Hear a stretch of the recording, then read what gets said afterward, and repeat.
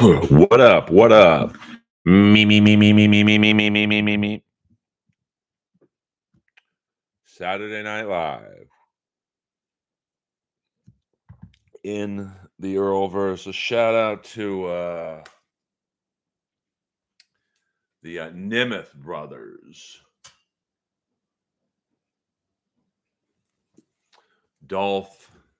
Nick, and Ryan.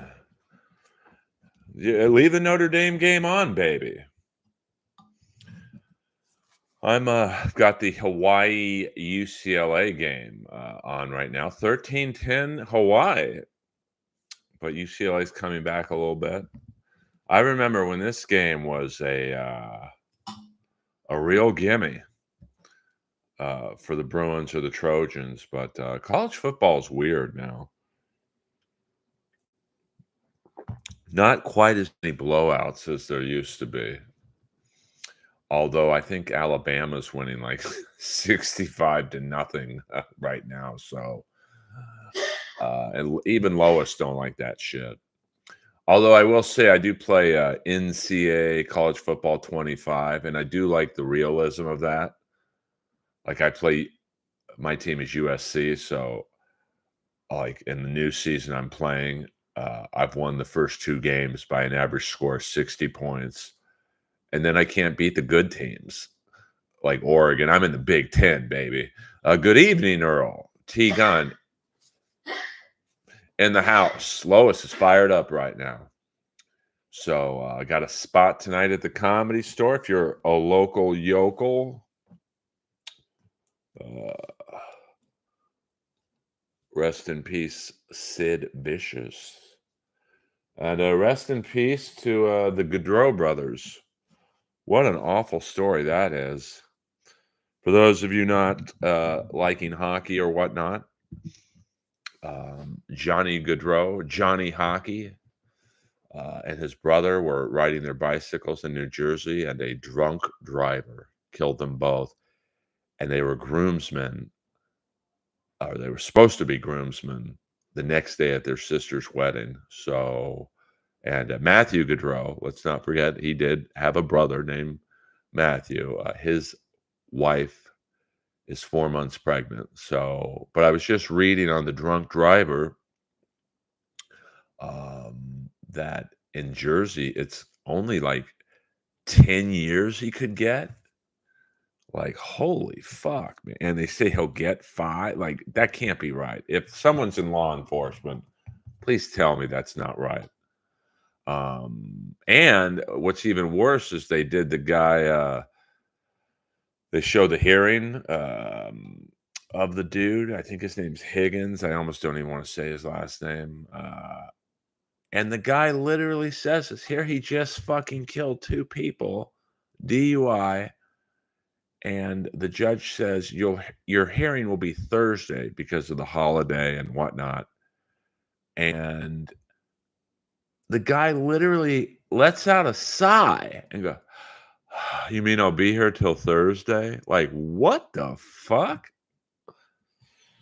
I think they should put him in a jail cell. They're not going to do this, and put posters of the Gaudreau brothers, just staple it with, and he can't get rid of them. Like they're underneath a plastic covering or something, and nonstop, 24 hours out of the day, mostly Johnny Gaudreau highlights. I mean, Matthew Gaudreau was a minor league player, so I'm sure there's highlights, but that's crazy to me, AC/DC. I knew you were in law enforcement in some capacity. I'm not going to lie to you. You've been too good to me. I forget what capacity. But 3 to 5 years for killing 2 people. I mean, that, like, I'm literally blown away. I mean, as someone who doesn't drink at all, I don't get the just get an Uber, man. Apparently the guy has 6 beers. Like, just leave your car at the bar. Get an Uber. Go back the next day. I mean, look at how many people lives are affected by this. You've got the Calgary Flames are devastated that they were his first team. The Columbus Blue Jackets are devastated. Um, anyone who knew Johnny Gaudreau would tell you what a great guy he was. And I don't know a lot about his brother, but I'm sure it was the same. And, those pictures of him in Columbus with his wife and kids on the ice must have been like a family skate or something. It's just heartbreaking. And to know that Matthew Gaudreau's wife's 4 months pregnant, it's just like, fuck, man. Just like unbelievable. Hit the like button, not to get back to business, but Sid's death is hitting me a little harder than it normally would. I didn't know him, but he died of what my mom died of, brain cancer. So that's no joke. Not that any cancer is uh, funny, but you know what I'm saying. Okay. Federal Secret Service. No respect, I mean, even those people that fucked up for Trump that day, uh, they were still getting in the line of fire. I mean, that's something you train, as you know, ACDC. Uh, you train for it a lot, but you don't really ever think someone's going to try and shoot the president or the ex-president. So even that chubby broad that couldn't get her gun back in her holster, hey, she's putting herself in front of what possibly could be a bullet flying in her direction. So, listen, Crop 11, are you new to the stream? I like your style. We're talking AEW. I love it. How can Tony Khan, his company? I'm going to assume you're saying save his company. Well, it's not that hard.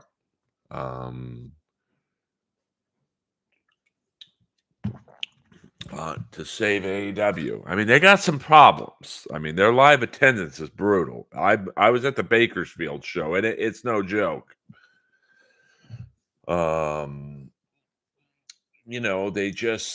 The roster's pretty bloated. So you've got all this talent that you're not using, and then you use them here and there, and then they're not really tight in the ring because they haven't wrestled in 4 fucking months. You got to bring in Shane McMahon. And not to wrestle. I mean, I'll assuming you might have him wrestle Darby for like a total spot match or MJF, which would free up Will Ospreay to wrestle Ricochet because they're friends and they want to do that. But you bring in Shane for booking purposes. You bring in Shane to be like, I mean, Tony Khan gets a lot of shit, but he spends a lot of his own money on a wrestling league for idiots like you and me, Crop 11. And I mean that in an affectionate way. He wants it to be as good as we want it to be.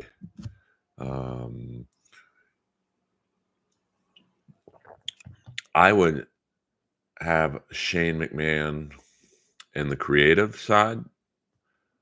I would say, hey, listen, we fucked up with Wardlow. What would you guys do with him? And Shane McMahon would be like, well, he's, I don't know what Shane McMahon would say, but, if I were Shane McMahon and Tony Khan asked me that question, I'd be like, he should be one of the stars of your company. He should be a pillar of your company. He's Mike Awesome meets Goldberg. He's got a great look.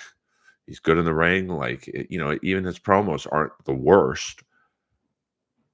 Like, what are you doing? So, yeah, and stuff like that. And, how would you make Jack Perry an even better heel? And, oh,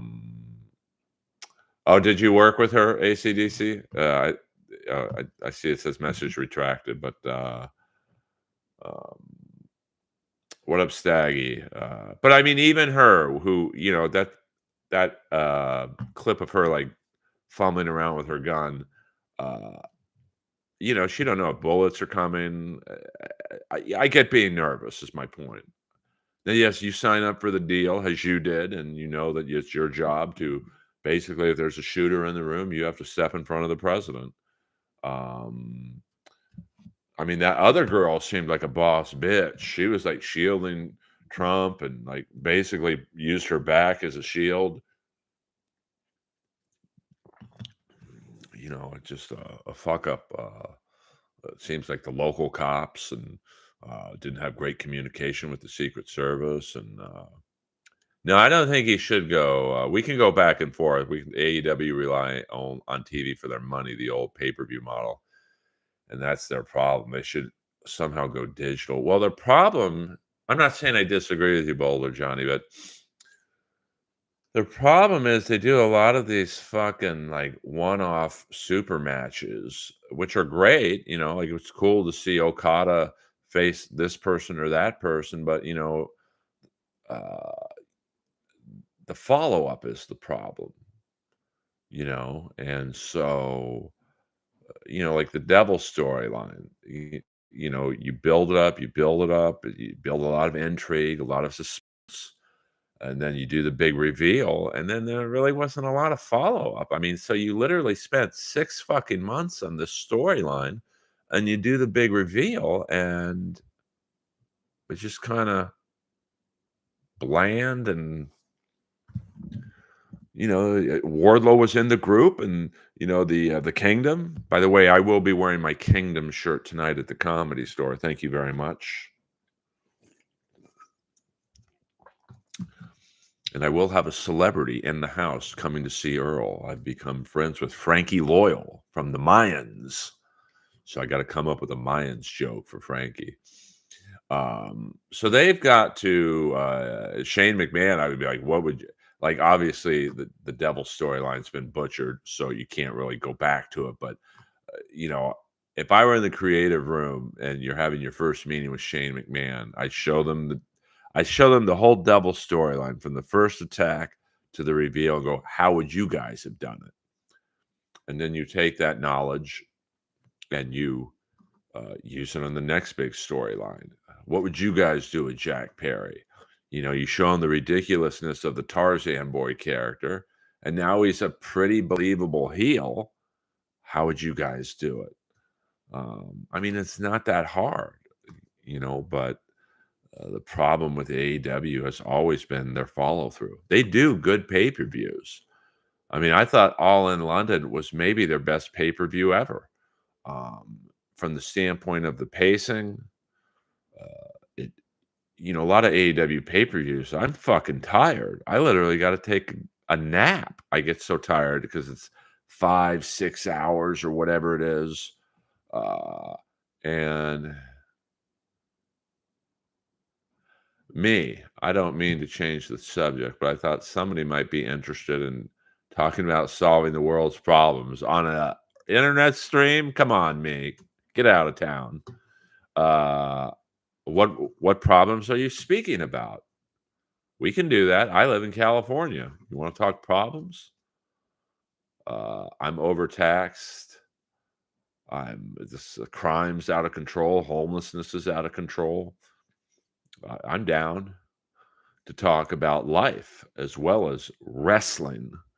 I got a question for you, Earl. I used to like KB. Uh, okay, that's a statement, Crop 11. And welcome to the stream, me and Crop 11. I see you guys are new to me, I think. We don't have any rules in the Earlverse, but we don't really do the Dabbleverse in here. I will answer questions about the Dabbleverse, but it's not my purpose in life is to get involved in the podcast wars. Uh, I love it how Bischoff always delivered an enormous Andre headbutt to Poffo to AEW. And Earl gets more beaver than Lake Tahoe. Brennan has Liam on now, unwatchable. Yeah, I didn't know Brennan was going live. I like Liam. I saw him. Where did I see him? I saw him at a comics memorial the other night. First time meeting him. So, but he's a reason why I don't really talk about the Dabbleverse because someone told him something that wasn't true, said Earl was making fun of you or whatever, and I don't even know the fucking guy, so how am I making fun of him? And then we had a very small uh, beef going until I said, "Hey, dude, I don't remember ever doing that." So I watched a few Red Bar episodes. He mentioned the Dabbleverse, how him and other podcasts like his are crazy, so much drama. Um, no offense, Earl, you're the only one. In terms of what ACDC that likes AEW, you might be right there. I like Red Bar. I mean, we've spoke a few times on Instagram. Oh, liking Liam. I see. I mean, we're both fellow LA comics. It's a fucking jungle out here. Um, I got no problem with the guy. I mean, I think the problem for guys like Liam and others is you become regular guests on uh Dabbleverse shows, and then people snipe. Someone's sniping Kevin right now, and they make fun of Liam in the process. And then, that's why I don't go on any shows anymore. I was asked within the last 2 weeks by Ray and Chad, "Hey, you want to come on?" And Chad wanted to talk football or whatever, and I think Liam wanted to talk about non-Dabbleverse stuff. But I told them both essentially, like, bro, you guys are going to get sniped. Chad's feuding now, I think, with someone. I mean, I listen to all the shows. They help me go to sleep, or when I'm just taking a nap, I'll tune one of those guys on. Uh, so um, I'm not going to be involved in the snipe. I mean, Win by Two snipes a lot. Those guys, Melton snipes. I mean, everyone fucking snipes. So I'm not going to get shit on. I don't fight back online, as you guys know. My my thing has always been, you want to say something, come to the Comedy Store and say it to my face. I doubt you will. It's like when I did Hackamania, and someone was heckling me. It was a standard, Earl, you suck. And I stopped the show and I was like, come up here and say it to my face. Not so I could fight him, but let's see if you got the balls to say it when you're on the stage. And all of a sudden they got quiet. Yeah, flick the like button. 11 people in here. Let's at least get 11 likes. I like Red Bar. I'll be honest with you. His shows are way too long for me. Um, I mean, his Kill Tony documentary was fascinating, but it was like 4 hours. Good for you, Aaron Butler. Yeah, Chad versus Stuttering John. I personally don't care. Or Kate Meany or whatever. It's just uninteresting to me. But I'm not since I'm a comic, I'm not the target audience that Chad and all the Dabbleverse like shows are seeking out. They're seeking out comedy fans. Me, dude, I love this. Every 5 or 10 years or 15 years, somebody tries to make Blade relevant again. I mean, I had never seen Blade before, if you can believe that. And I'm a Wesley Snipes fan, but I went with my ex to the Hollywood Forever Cemetery in Los Angeles. They do a really cool movie night in the middle of a cemetery. And man, that movie has a big following. I mean, it was hundreds of people, and they show the movie like against a huge white wall, and sometimes they'll have someone from the movie. Like when I saw what was it, Boogie Nights? They had one of the actors from Boogie Nights there. I think they did do Showgirls there. Um, who would win in a strap match between Pat Patterson and Prime Vince McMahon? I mean, that's an interesting matchup because Pat Patterson, excuse me, carbonated, was a legit wrestler, and Vince was just a body, a muscle guy. So I would say Pat Patterson. Ever seen Wesley Pipes? I've never met Wesley Snipes. It is cool. They usually do it on a Saturday night. I wouldn't be surprised if they're doing it right now. And it's hundreds of people. They have like food trucks and whatnot. And I mean, I don't know if I was the family of a loved one buried there, if I would be psyched on them showing Showgirls. But hey, it's a very popular um, thing to do in Los Angeles. So, uh, me, dude, Earl, you are shooting lasers, man. I don't know what that means, to be honest with you, me. Wesley Pipes, is that a porn star? Shooting lasers. Is that you must be young. I don't get that lingo, me. I'll be shooting lasers in about an hour at the gym when I'm doing 110-pound dumbbell bench presses. Trust me on that one. Did I ever watch that WWF show? I'm sure I did. I don't recall. In the late 90s, I was going to nightclubs and chasing the punani. And in the early 2000s, I had started stand up and I was usually booked on a Saturday night. Like tonight, I'll be at the Comedy Store, 12:15 in the Brody Kinnison Tripoli Holtzman closeout spot. I will also be there tomorrow night, 11 p.m. in the original room. Me, Jipes. Have you been drinking me? Each post you do is making less and less sense. I don't know what Jipes means. Is that some ethnic slur? Are you trying to get the ethnic slur in on the DL here?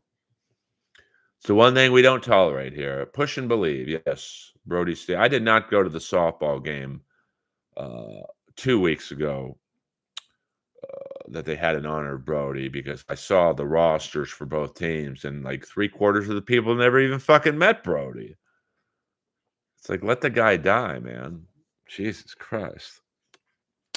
So, yeah, happy Labor Day weekend to everyone out there. I hope you guys and well, there's no girls in here. Come on. But did you not like Blade Me? I mean, the first one's pretty good. Who wins in a fight to death, Black LA or Blade? I don't know who Black LA is. You guys are smoking the weed or something tonight in the Earlverse because hit the like button, man. Come on, man. 15 people in here. I'm not begging for super chats. At least hit the like button. Please be careful. Don't trip the hog during the walks. See, Animal Mother knows how to keep the stream back in focus. It's 13-13 UCLA and Hawaii with 6 minutes left to go in the game. Hockey is coming back. I think preseason shit starts in about a week and a half. And in 2 weeks, a little more than 2 weeks, September 17th will be the greatest Earlverse stream ever. We're going to break all records. We're going to try and get 100 people in here watching, 100 likes. Bill Burr has nobody who Patrice O'Neill would like on his benefit shows either, thanks to his wife, Nia. Well, I don't really I was just like because I said I would play in the game because I knew Brody. I mean, we weren't like best friends, but I knew him well enough to play in a softball game honoring him. And then I saw like a bunch of new comics playing in the game, and it's like they're just going to like network or whatever with Comedy Store paid regulars like myself and Sarah Tiana who knew Brody, and it's like fuck off, man. You're using some guy's softball game memorial as a networking opportunity. Get the fuck out of here. First blade was great. Flick. Second blade was very good. Third blade. Which one was the one with Triple H? What up, Ben Bones Jones? Did you watch Bash at Berlin? No, I'm not a WWE guy. I'm AEW for life. Leslie Jones, come over to your house as a stripper for your birthday. I don't know about that. Although I did kiss her one night at, roast battle when we were buddies. She's a good kisser, I gotta be honest with you. Cupcakes Corner with American Cupcake. I am an AEW loyalist. I just like their roster better, you know? Okay, I don't think I saw Blade 2 or 3. I mean, I saw Blade with Chandler, the Hollywood Forever Cemetery, I think, maybe 2021. Yes, I am the daddy, Ross Incognito. Um, I liked it. I mean, I'm a big Chris Christopherson fan ever since Convoy. Did you ever see Brody's public access shows? I saw a few of them. I mean, I have a well, now I don't have public access. I just have direct TV, but back in the day, I had oh, you mean his Seattle public access shows? No, I didn't. I used to see Brody on Don Barris's public access show, but I never saw Brody's stuff in Seattle with my buddy Yoshi Obayashi. The special, I gotta shoot it first before it drops. But next Saturday, I will be filming myself doing stand-up comedy before XPW Pro Wrestling. So that will be part of the documentary. And then September 14th, I'm doing a show at the Fanatic Salon in Culver City, which I will be filming. It's just like a 15-minute set. I will be filming that for the documentary. And then we just have to pick a place where I can film the special. You know, I want it to be different. So I'm willing to wait. It would be funny to have a special on Tubi. Amazon does a lot of bad specials. I mean, I saw this one comic from Vegas. He put a special that was in a bar, a Vegas bar, on Amazon. I think you can just upload it yourself. And you literally heard like drink orders being taken. It's like, what the fuck? Yeah, hit the happy button. I don't know what that does, but you know, hit it anyway. Just saw a couple smileys pop up. Um, you know, obviously every comic wants their special to be on Netflix. Um, you know, I mean, I would say the likelihood of that happening is not incredibly high. I mean, I never say never.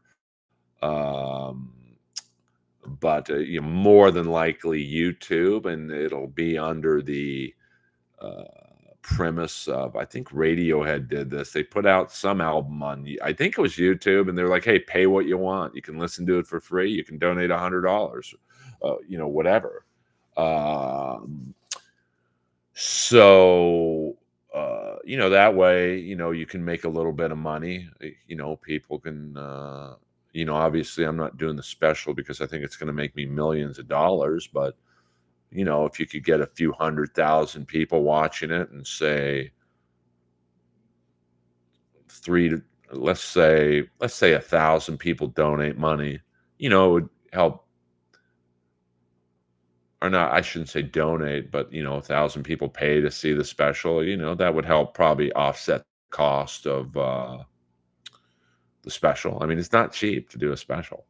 I have heard that song "In Your Face." Not bad. I liked Ace's last solo album. "Cherry Medicine's" a good song. 10,000 Volts is a good song. I do know the head of Netflix comedy, Robbie Praw, but you know, I've known Robbie for 20 years, and he's never really said, "Hey, I'd like to work with you." So I'm assuming 20 years in, he knows he either thinks I'm funny or he probably doesn't, to be honest. So, Earl, you should go on Jesse Lee Peterson's show. He's controversial. He gets thousands of views, and he had a couple comedians on his show. Uh, I would do that. You should open for Ray DeVito. That will never happen. And I no problem with Ray, but I'm not opening up for anyone anymore. Oh, is he in LA? I've never heard of him, but he's probably never heard of me either, to be honest with you.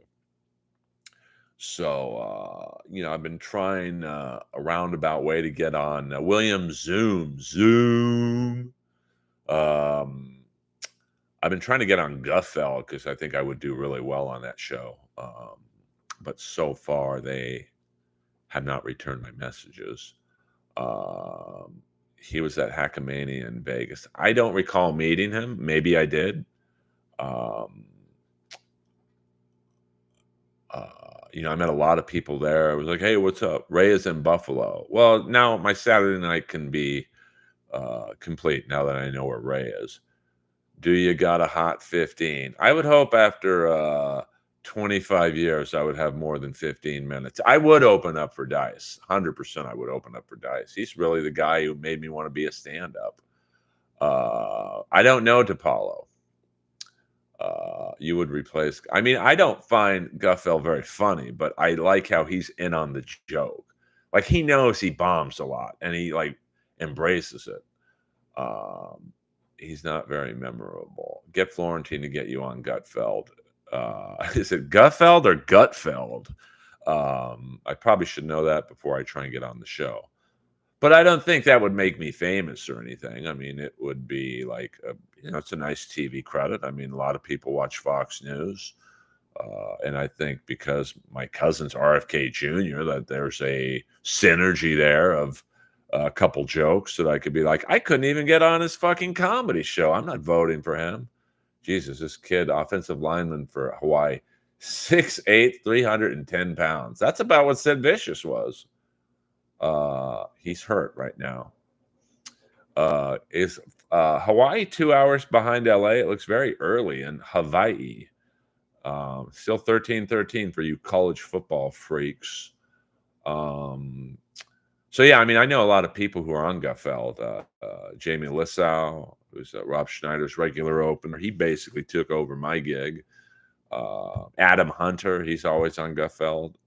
I wouldn't mind going to New York for once or twice a year to do it. I mean, I think you get a few followers out of it if you're funny. And then who knows? Maybe Rogan sees me on Gutfeld and says, "Hey, let's get Skakel on finally." So I'm always working angles. Norton on Gutfeld. Yeah, I mean, I know Jim. We're not like best friends or anything, but I know his manager. His manager was on my podcast, Inappropriate Earl. Jonathan Brandfield, I think was his name. I mean, I could, I think, inject some humor into that show. Oh, 100% I'd wear my leather pants.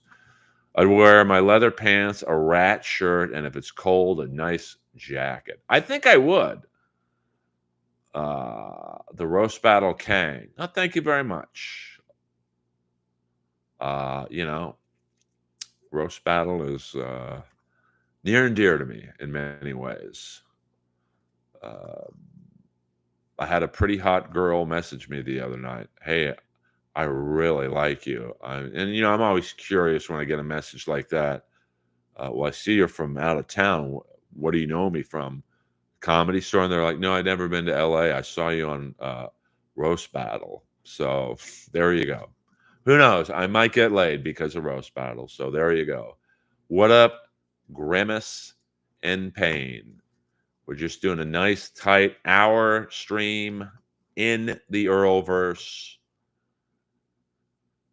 You know how I work here. We don't panhandle for money.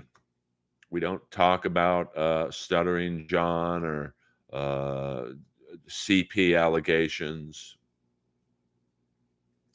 Yeah, you got that right, Staggy Waggy. Probably William Zoom, probably. Um,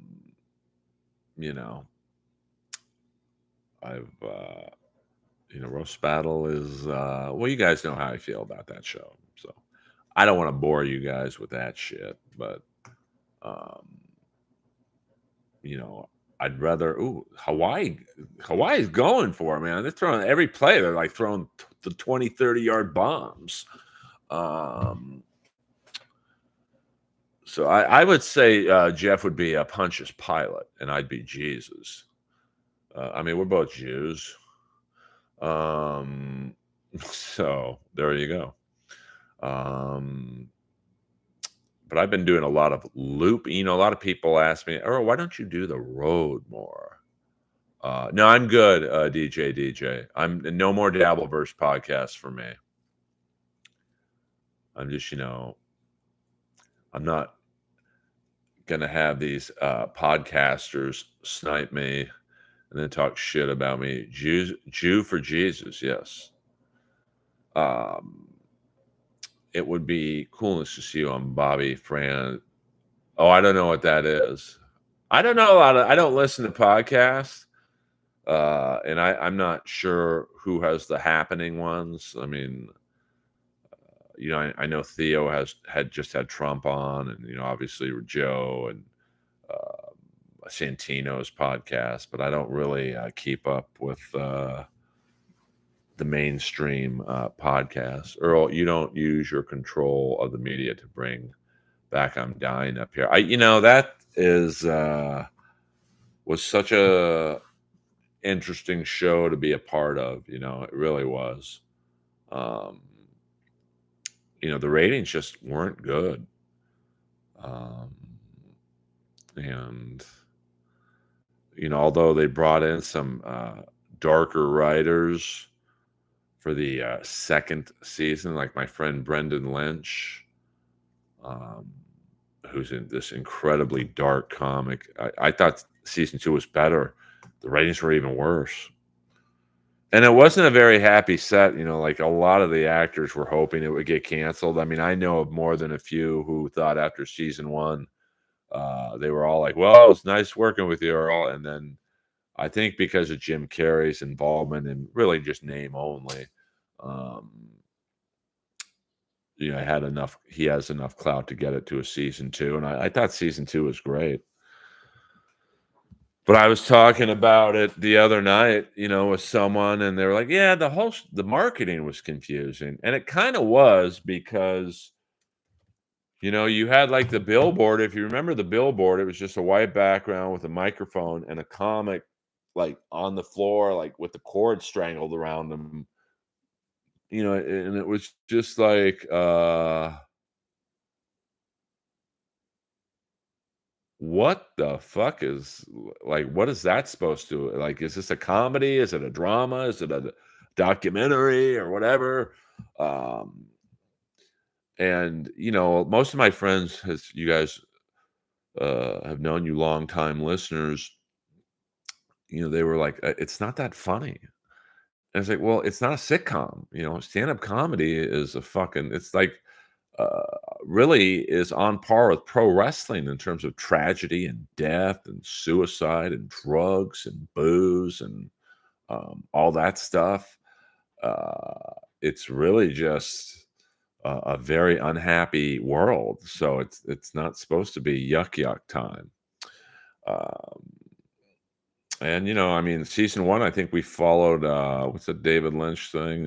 Twin Peaks. That's a good lead in, and that didn't really help. And season 2, I think we followed Ray Donovan, which was awesome for me because I love that show, and that didn't really help.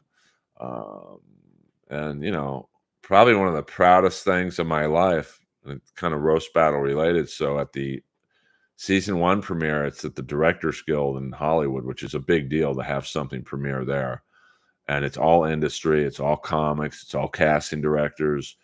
And the head of Showtime is up there thanking everyone. I'd like to thank Jim Carrey. I'd like to thank Eric Griffin and Al Madrigal, and names a couple names. And right in front of a roast battle executive who I didn't never really liked in the first place, he was just there to network. The last name he reads was, and I'd especially like to thank Earl Skakel. I didn't even know he knew my name. And I just remember looking at the roast battle executive going, yeah, fuck you. I'm good enough to be on Showtime, but not another season of the show I helped create. Anyway, Ross Incognito, $4.99. Can I get a few ricochets and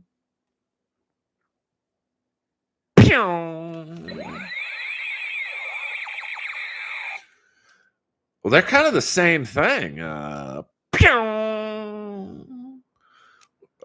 mean, they're kind of one and the same. Boing. I hope that's enough. Thank you, Ross.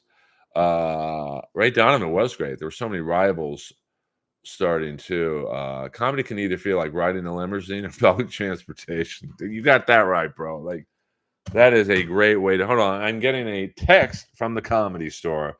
I've got to answer this. Let me see. Let me get this right here. Hey, brother, I just give you a compliment. I will be coming by before your show. I've been here at the holiday, but I'll be headed over. No problem. Take your time. I won't get there till about 11:45. And if tonight is no good, no worries. There will be plenty of other shows.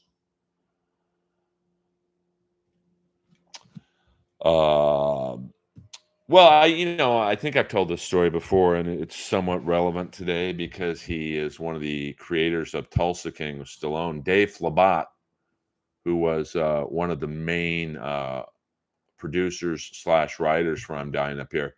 He comes up to me during season 2 and it's like, "Hey, man, everyone loves you, and we know you don't have a lot of lines. We got to get everyone's lines in, and 1 hour show. It's tough. But I wrote a scene specifically for you where R.A. Grainer's character Cassie is so desperate, and the network said they don't want her getting passed around like that, and that's why the show wasn't successful.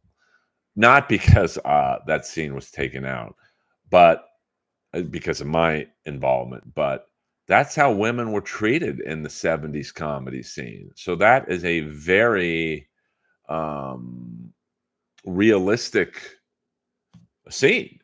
Uh, so it just seemed to really not know how to approach um, the angle to take. Do we make this funnier? Do we make it darker?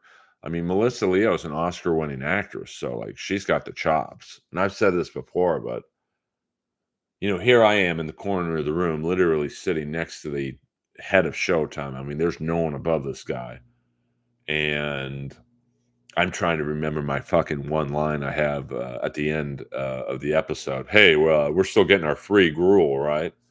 And Melissa Leo's got like all these lines, and she will look at whoever she's speaking to in the script.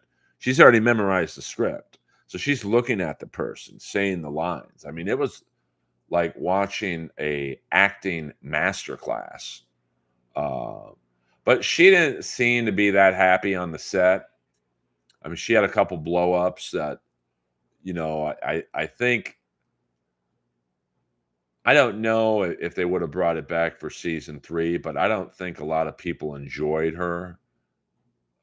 But in her defense, she's a method actress, and she was playing a woman who was, you know, tough. It was a tough woman she was portraying. So she came to the set in that zone, and a lot of people didn't appreciate that zone. Um, I never met Gilda Radner, unfortunately. Yeah, I mean, Melissa, to describe, I didn't have that many interactions with her, to be honest, but I remember the first interaction I had was not pleasant. She was ahead of me in catering, and I just kind of tapped her on the shoulder. I said, "Hey, I'm a comic at the Comedy Store. You're really doing a great job uh, embracing Mitzi and doing her honor." She just got this horrified look on her face, and she was like, "Oh, I'm not playing fucking Mitzi. I'm Goldie. You can't say that to me." And I thought she was fucking with me. And then if you watched I'm Dying Up Here, if you remember the very last scene of season 1 is where we're all watching Santino get the couch on the Tonight Show, and we're down in the basement of the comedy room, and I'm holding the rabbit ears. And it was a really brutal scene to film. It was just long. I think that was like a 16-hour day. And that particular scene, for whatever, was taking a lot because you had to get the coverage of Melissa speaking, and then you had to go behind Melissa and get the reactions of the people she was speaking to. And the same thing with, you had to get us all watching Santino, and then you had, it was just like, it's crazy how basically everything is filmed twice. Uh, and so I had to hold up those rabbit ears for like 6 fucking hours, man. I was struggling toward the end. and she starts, like, massaging my back, not in a creepy way. It's like, "Hold it this way, it's easier for your back." So, it's like she was, like, being very motherly to me. So, that's the 2 sides of Melissa. And then I saw her at the Comedy Store after, taping had, finished, and she's like, "Hey, Earl, let me know when you're coming. I'd love to see you." And, like, I didn't even know she knew my name. So, she was a very interesting, person to deal with. All right, it is 16-13 UCLA against Hawaii. You got 56 seconds left. Um, well, William, I think that she was,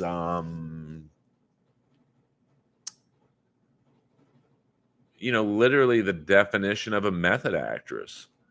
So I'm assuming Mitzi basically was called Goldie because of lawsuits and maybe the Shore family didn't sign off on the the name being used. Even though it was quite clear that I'm Dying Up Here was about the Comedy Store, um, because they had the strike in season one was completely about the Comedy Store and comics crossing and not crossing the picket line. Um, Notre Dame up 2013 under a minute left. Well, I don't know, William, to be honest with you, what I mean, I'm sure she seems like the type that would have read the book I'm Dying Up Here, and obviously she knew Mitzi Shore was a real person, but for whatever reason they couldn't use the Mitzi Shore name. I'm sure there were people who said, "Hey, I don't want my real name being used," and I think that was really another part of the confusion of the show because clearly Melissa is playing Mitzi. Goldie's was really the Comedy Store, but then you had Dylan Baker playing Johnny Carson. So and they used the name Johnny Carson, and then you also had the real Richard Pryor.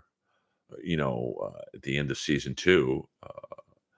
I think he was in the last episode. He might have been in a few others, but and they used the name Richard Pryor. So I think there was a lot of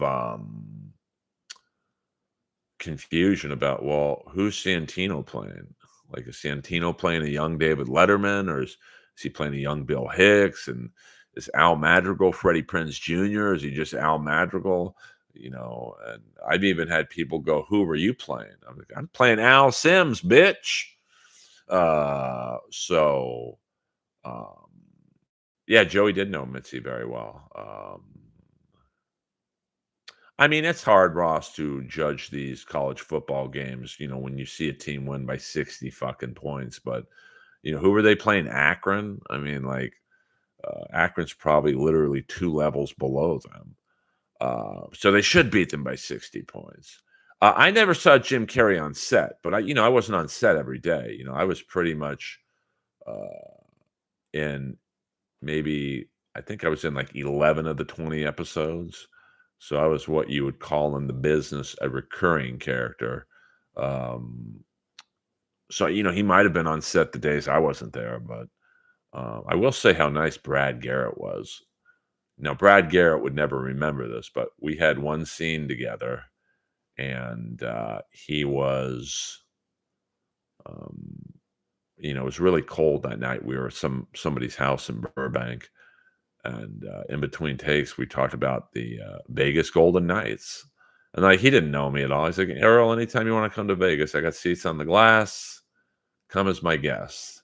Now I haven't seen him since, but all right, Hawaii just fumbled, and looks like UCLA has won the game 16-13. Uh, I mean, I think they insinuated I'm Dying Up Here was loosely based on the Comedy Store and the Shore, Mitzi Shore, but I think for legal reasons they just never really divulged one way or the other. Yeah, Brad Garrett and I do sound a little bit alike, and he's a big dude in person. I mean, 6'5", 6'6", something along those lines. and very nice guy. I thought he should have won an Emmy, but I don't think I'm Dying Up Here was going to win too many awards. Um, just the ratings just weren't there. Yeah, but that was the weird thing. I mean, they like acknowledged Pryor, and David Letterman, and even R.J. Seiler's character. He was the young black comic. Um, it's like, well, who's he playing? He was almost giving off a young Richard Pryor vibe. I would love to replace him on those Jimmy John commercials. So I just think it was the overall direction of the show was confusing to everybody. So, um, it just didn't seem to really have a purpose. Um, but it was an amazing cast when you look back at the cast. I mean, everyone's working from the show. Clark Duke is working, Michael Aragano's working, Jake Lacey's killing it. Um, Al Madrigal's on the George Perez show. I believe that was Andrew Santino, if I'm not mistaken. Um, the black girl, I forget her name, with the afro, she was really cool. Um, she was she's constantly working. I've seen her in a lot of things. Ari Grainer's working in a lot of things. Um, I'm doing all right in terms of live performances. I've been on a TV show since I'm Dying Up Here. Well, I was in The Price of Fame, but that's wasn't really a TV show. It was more of a documentary. Did Roddy do stand up? Roddy did more spoken word. Night Moose. Um, Roddy wasn't a classically funny person. Like, hey, here's a joke. He was great at telling a funny story. I don't have no money on I don't bet college football because, to be honest with you, quite frankly, I don't know enough about it. So, I don't bet anything. I mean, I'm probably capable of betting on hockey because I know so much about it.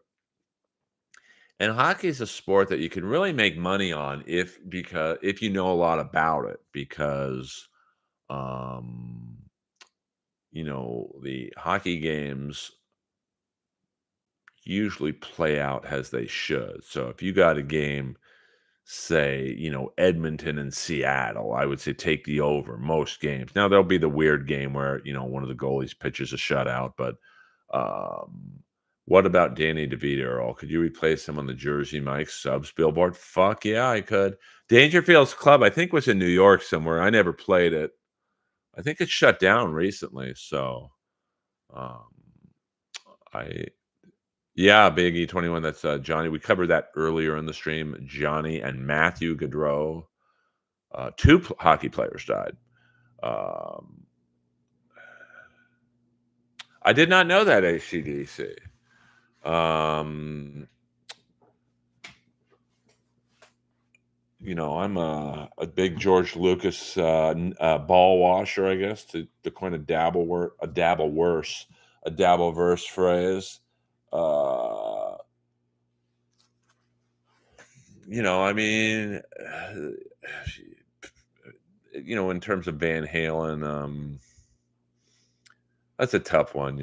I mean, amount of drugs those guys were doing, and Hagar drinks. So I'd say they probably both realized the error of their ways, and um, it's good that they broke bread before Van Halen passed. I mean, Van Halen didn't give a fuck. I mean, he had mouth cancer and he still smoked and chewed tobacco. The sad thing is he'd probably still be alive if he just would have stopped that shit. But I've seen clips of Hagar's show. Who's in his band? Jason Bonham, but Bonham had to leave for some family reasons. So he's got Kenny Aronoff from John Cougar's band, the ball drummer. Joe Satriani on the electronic guitar, and Michael Anthony on bass, and Loverboy opening. I missed that show. Yeah, I mean, Alex doesn't seem to really like anyone. And the weird thing is, he's a great drummer, but you never really see him used on other people's shit. Who would you rank higher in stand up, Eddie Murphy or Dave Chappelle? That's a tough one, man. I mean, I'd say Chappelle because he still does it. I mean, Eddie Murphy, once he started making big money doing movies, kind of quit. And I get it. I saw it with Rob Schneider where it's like, uh, you know, I mean, Rob, a lot of people don't know this, started out as a stand up, but then he got pretty much famous right away. So, who the fuck would want to go to the Funny Bone in Jacksonville when you're making $1 million or whatever Rob made a film? Um, yeah, but with a couple divorces, he better start learning how to want to play with other people. I mean, I don't even think Van Halen has a record deal. Like that's crazy. But they're not, you can't really tour without Eddie in the band. But I mean, Wolfie. I mean, listen, I've seen Wolfie play. I'm not saying he's as good as his dad, but he's up there. Like he's pretty good. Um, and he does his own thing in Mammoth. They don't do any Van Halen songs. He stands on his own. Um, well, I hope it's these books. I'm sure it will paint Hagar as a maniac, AC/DC, and um, I don't really like I like the unauthorized books, but even those are weird because they're usually written by someone with an axe to grind. I did not know that Biggie 21. Like I remember when my dad was dying, Jerry Oppenheimer contacted him about a shitty book he wrote called The Other Mrs. Kennedy, which was a book about my dad's sister, Ethel Kennedy. And I remember listening to the phone calls that Jerry Oppenheimer basically, he knew my dad was dying. So he knew my dad probably mentally wasn't completely together. And I remember Jerry Oppenheimer pitching my dad, oh, it's going to be a great book. We're going to really do your sister justice and yada, yada. It was a total hit piece. Um, so, uh, although I do like the unauthorized biographies better because they provide more tea, uh, after that experience with my dad, I thought, oh, they have more tea because usually the people writing the book are trying to sell books. Um, well, I mean, if you look at that band, Eddie's on booze and powder. Hagar loves to drink, and I'm sure he did his fair amount of powder. Alex Van Halen partied, and Michael Anthony strikes me as a guy who just likes to drink. I don't know him, but although I did see him play once, my friend Brent Fitz, who now drums for Slash and many, many others, he's like the go-to drummer if you need someone. He used to do these basically an open mic jam cover band in Eagle Rock on Sunday nights. Literally, there'd be 5 people in the bar. And one night he called me up and said, hey, you should come tonight. I'm like, dude, I can't. It was called the Jeff Leiter Band. They do like 70 songs, not very many 80 songs. So I drove out to this shithole bar in Eagle Rock, and Michael Anthony was there playing bass. So it's pretty cool to see Michael Anthony playing in front of 5 to 10 people. So Michael Anthony is yes, the powdered refreshments, the booger sugar. Did I like the Motley Crue book? I mean, I read it in 2 days, and I'm a notoriously slow reader. But I don't know. I mean, you kind of wonder. These guys were all fucking gacked out of their minds. How do they remember this shit so good? Uh, probably Michael Anthony's probably the best singing bass player. I mean, The Dirt was great. I just don't know how accurate it was. I mean, it seemed to be some fiction in there. Like Nikki Sixx literally has legally died twice from heroin. There's no way his memory is that good. We're gonna go one more minute, boys and girls. Let me thank my top tipper today, Mr. Ross Incognito. Thank you very much for your contribution, much appreciated. I mean, I'm not going to say Nikki Sixx can't play bass, but he's not exactly a virtuoso on the instrument. I mean, the funny thing is, Gene Simmons, I think, could actually be a really good bass player because he's got, I think, good musical education, but he's too into the money and the pussy. Yeah, I mean, I think Nicky can play Motley Crue songs on bass. I mean, if uh, ask him to play Who songs, he might struggle a bit there. But what are you going to do? Do you think your cousin dropped out of the race because he got sick of answering questions about you? No, it's called having 2% of the vote. Supposedly, Nikki didn't play on Shout at the Devil. I mean, there's a lot of stories like that, AC/DC. I mean, the bass player in Kiss on the albums in the mid 80s was the great Jean Beauvoir from the Plasmatics. You think Gene's going to be in a studio when he can be filming movies instead? Fuck that. Uh, well, lyrics are another story. I mean, I saw Motley Crue in 2015 at the Anaheim Pond front row. I won't say who I was with. Let's just say I always say grace before meals. And there were times where Nicky wasn't playing and you heard bass. Am I accusing him of I don't know, man. I don't know. Something funny was going on, to be completely honest. So that's it, guys. Earl Skate. I gotta go to the gym and work out, and then go to the comedy store and verbally work out. So I'll probably do a stream tomorrow night. I don't know if I'll do the Eddie Nash stream because that involves me getting into a car and driving around. And, I got a spot at 11 tomorrow night. But you know what? I might have such a good set tonight. I might just say, fuck it. I'll do the Nash stream tonight. So I love you all. By the way, Scott Thorson died, Liberace's lover, this week. He was the main witness against Eddie Nash in the trial. So, a Wonderland watch party. I don't know. I think I did a watch party early on for Predator, and it was too hard for everyone to sync their TVs to what I was watching. I don't know if he died of AIDS or not. I mean, you'd think he'd be a good candidate. So Earl Skakel, over and out. Thank you. Happy Saturday night. If you're just about to go out, be safe. Watch out for the fucking idiot drunk drivers out there.